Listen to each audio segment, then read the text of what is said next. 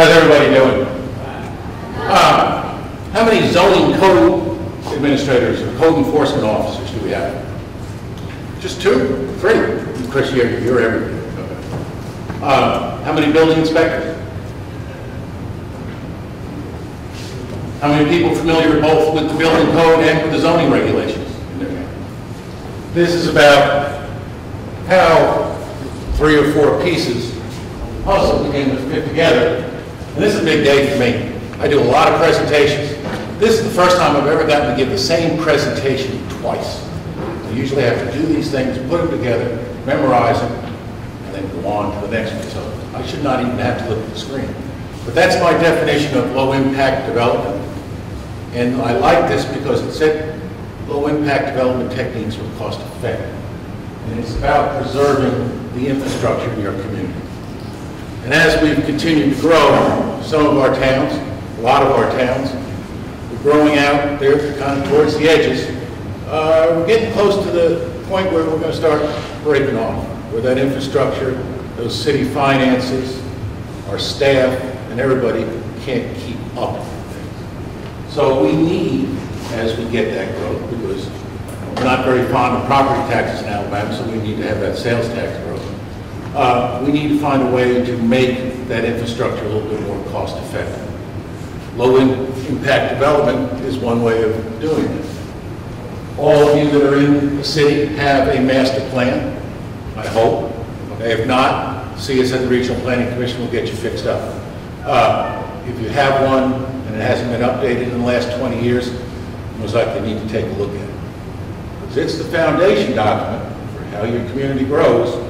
It's the foundation document and the legal principles on which you can base the zoning code, the sub-regs, and the design and construction guidelines. The stadium's pretty well fixed up.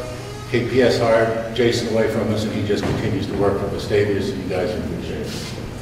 The zoning code, for those who are not familiar, it's the piece of the puzzle that controls the use. Okay? It controls lot sizes. It controls setbacks, et cetera, et cetera. When we talk about low-impact development, sometimes we're talking about incentives for developers to put these things in place. I'm sure at least most of us have some form of planned unit development, zoning overlay in our district, where the developer can come in and present his plan, her concept for what that development will look like. Generally, we don't give them credit for open space in there for detention ponds. When we're starting to talk about constructed bioretention facilities, we're starting to talk about constructed stormwater wetlands, we need to rethink that, okay? That needs to be given credit to them for part of their open space. Most of us, when we were writing in the old days, we did not give them credit for retention ponds. We need to start looking at that. We need to start looking at, and McAnally Ross and I are going to get together in a couple of weeks and start on this. We need to start looking at those percentage trade-offs. Depending on lot sizes, conservation subdivisions are a good thing. We've got conservation subdivisions, but how much do we give up based on the underlying zoning code? What's practical? Do we finally give up enough? Do we give up so much that the lots become unbuildable? Do we not give up enough so the developer can't make that trade-off? So we're going to start looking at the economics of that, seeing what can be done. Subregs, that controls the pattern. I'm a particular fan of subdivision regulations because even in those areas that don't have zoning, you can control the form of what's going on. You can control the street layouts, you can control the block length. You can do an awful lot of stuff within the subdivision.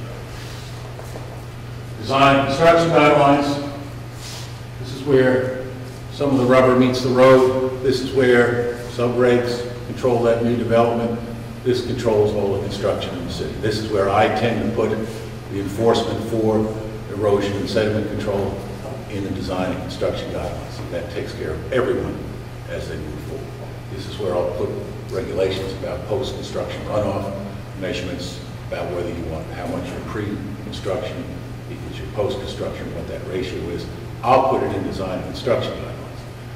The important thing about writing code is to make sure that all 3 pieces or 2 pieces or whatever it is, that they link up and they follow through.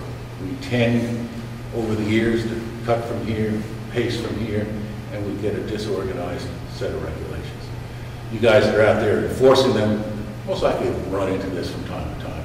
And so whoever is, whether it's your city attorney, regional planning commission, some other third-party contractor that you're working with in doing these pieces of your administrative process, make sure that they're taking a look at it so that they all flow and work together. LID elements, Jessica pointed some of them out in her presentation. These are the primary ones that I identified. What we'll do is take a look at what can be controlled through the various elements. The zoning, we can control the setbacks and the frontages. This is where we put in conservation, subdivision, clustered housing, make that a possibility almost in any one of our developments that we offer. Land conservation goes along with clustered housing. Those regulations, those guidelines, those incentives, stuff going in the zoning code. Parking spaces, size, width, number of, in the zoning code. That's where they belong. Most of us have parking regulations that give ample parking for any developer. There is a trend out there, hasn't been widely accepted. I heard about this in Atlanta, where cities are just eliminating the parking regs in their zoning code.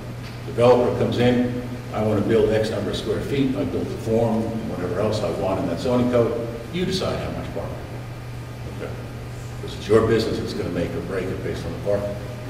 For right now, most of us use parking regulations and they're in our zone. Subregs, we've heard about narrowing streets. This is where they belong. Talk about sidewalks, making connectivity, making things pedestrian friendly in the subdivision regulations.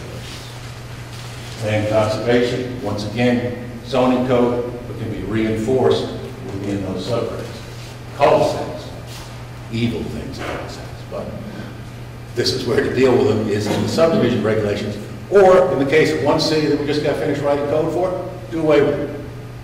There are no cul-de-sacs. Absolutely none.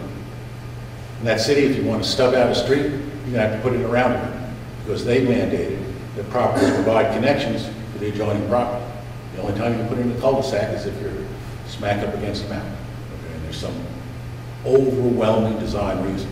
Other than that, you're going to put in a roundabout. And that roundabout is going to allow for infiltration.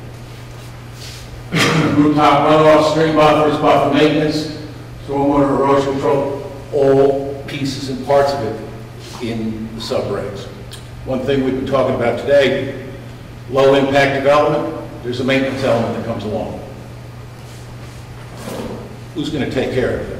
Every one of the plats we most likely approve in Jefferson and Shelby County right now have on them listed drainage easements are not the responsibility. They're not the responsibility of the city. Is that on yours, Chris? Yes. This transfer of responsibility is something we're going to have to work this out. This is going to take a deliberate conversation, most likely over a lot of time, to understand how we do this. If we're going to transfer that municipal responsibility to a homeowners association, then we better make sure that when that plat comes in and those covenants come in on that subdivision, that that homeowners association has the authority and the teeth to make this get done, that it's not a suggestion. Speaking as a homeowners association president, if it's a suggestion, you'll just walk away from it. Even when you have the ability to file a lien and collect, raise dues and collect those dues, folks just tend to ignore it. They don't like, they look at it as a tax. They walk away from it.